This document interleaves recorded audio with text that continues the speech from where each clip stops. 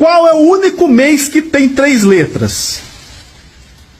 Mês que tem 3 letras. Qual é o único mês que tem 3 letras? Janeiro, fevereiro, março, abril, maio. Ah. Maio. Junho, julho, agosto, setembro, outubro, novembro, dezembro. Não tem. Tá errado, Paty. Vou repetir pra você, pra ver se você consegue captar a mensagem. Qual é o único mês que tem 3 letras? Não tem, Xande. Tudo fácil. Tem, Paty. Eu tô perguntando porque tem. Confia. Se eu tô perguntando é porque eu já sei a resposta. Então, eu sei o que é. Eu acho que você tá querendo me enrolar. Você não sabe? Não. Não sabe? Então vem aqui, pede ajuda, pô. Fevereiro, março. Pede ajuda nos comentários. Março tem 5, maio tem 4. Tô perdendo.